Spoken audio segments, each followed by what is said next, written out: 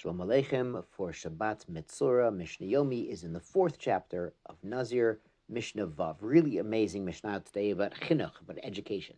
Ha'ish modir et beno benazir. A father can vow his son to become a Nazir. And we're talking about a minor son under bar mitzvah. Typically, only someone who's reached adulthood can make binding nidarim, including a vow of nazirut. In this case, the father wants his son to practice these stringencies. Hopefully his 12-year-old son's not drinking a lot of wine, but you understand, to practice a stringent, higher level of spiritual behavior. And after this period of nazirut, the father will, of course, bring the offerings on behalf of his son. So the father could do this to educate his son. Ve'ena isha, but not the mother, madera de benazir. She cannot make her child to be a nazir.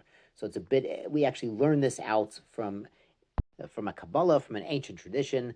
Sort of the father has sort of the most responsibility for the spiritual education of his children. Of course, what the mother does is paramount in importance, but it seems that the father is supposed to be the spiritual guide for the family, as we've seen by the vows of his wife, and now the education of his son to be more stringent in some aspects. So Ketzad, but the Mishnah says, so how does this work? Because the father doesn't always have the right to do this.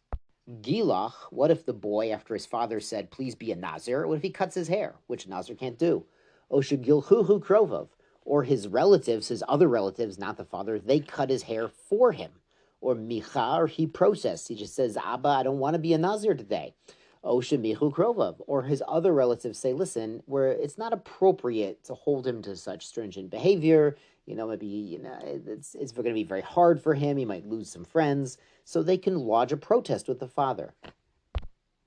And such objections made by the child himself or herself or the family members are valid objections to the father trying to get the children to observe such stringencies. So, of course, while the father is the ultimate spiritual guide for the family, he has to be very sensitive about the spiritual level of the rest of his family and how it looks to other people and other relatives.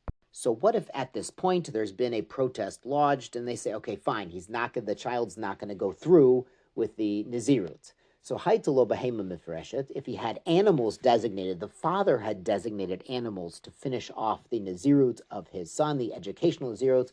So a hatat tamut, the hatat offering has to be left to die, as we explained yesterday, by the wife's nazirut ending prematurely.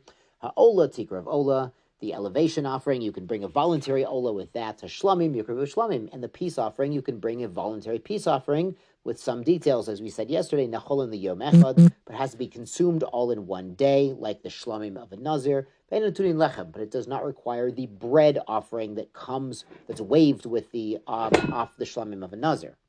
Now the Mishnah follows what we learned yesterday. If he had money set aside, the father had set aside money to bring the concluding offerings for his son, and it was satum. It was not specified which money would go to which animal. They all go to Nadava, to the voluntary fund at the temple. Maut mefarashim, if the father had specified, it was mefurish which money goes where. So then demei chatat yelchu liyam melach, the money set aside for the chatat has to go to Yam HaMelech, lo nehelin, no molin. You can't use it at all, but if someone did use it, they're not chayav in me'ilah. They haven't done the avera of me'ilah, of misusing it, because you can't use it to bring karbanos, as we said yesterday. Demei ola, the money for an ola, yaviu ola, bring a voluntary ola, molin behen, that's a sacrificial offering, it's subject to me'ilah if you misuse the money. Demei shlamim, the money for the shlamim, yaviu shlamim, bring peace offerings, nechol in the yom echad, they can be eaten for one day, like the shlamim of a nazir. But they do not need the breads of the typical Nazir shlamim. The Mishnah is Zayin, very interesting. Ha'ish, a man, megaleach al nazirut aviv, can take his haircut, meaning his concluding offerings, based on the nazirut, using the animals of the nazirut of his own father. The Mishnah will explain how this works, but it adds ve'ena isha, but not the daughter, megalachat al nazirut aviha. She cannot use the animals set aside for the nazirut of her father. Ketzad, how does this work? When can he do this? Misha haya aviv nazir, a man who had a father who was a nazir, vehivreiush maut al naziruto, and he set aside money to bring his concluding offerings, vamet, and unfortunately he passed away, before he finished his Nazirut and brought these offerings to the temple. The Amar, and the son says, Hareini Nazir, I will become a Nazir, al menat, on condition, she'egoleach, that I will take my concluding haircut, al maut abba, using the money my father set aside for his Nazirut. Now the son will observe a Nazirut and then use that money to bring his concluding offerings. Rabbi Yossi disagrees. He says, Hare elu yiplun dava. He says, in that case, that the father set aside, having designated money, that money goes to the nedava, the voluntary fund of the temple. And the son cannot use that money to take his haircut, his concluding offerings at the temple. He can't use his father's money for this. So now Rabbi Yossi explains, Ezehu, who is the man, shemegalech al nazirut aviv, who can use the money his father set aside for his father's nazirut? Mishahaya hu ve'aviv nazirim. It's only the one who him and his father were both Nazirim at the same time. The Hifrish Aviv and his father separated out Maut Stumin, undesignated money, le Naziruto, to conclude his Nazirut Vamet, and then he passed away before using that money and concluding his Nazirut.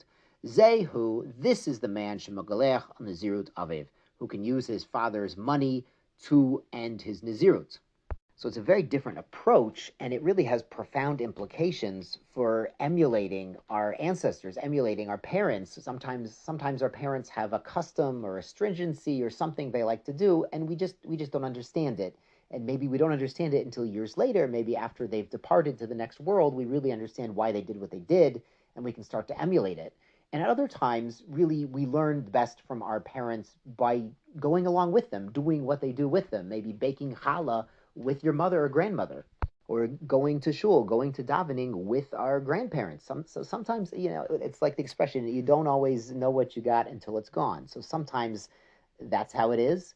And sometimes it's like Rabbi Yossi, where you know what you've got because you went along with it while your parents were showing it to you firsthand. Shabbat Shalom and good Shabbos.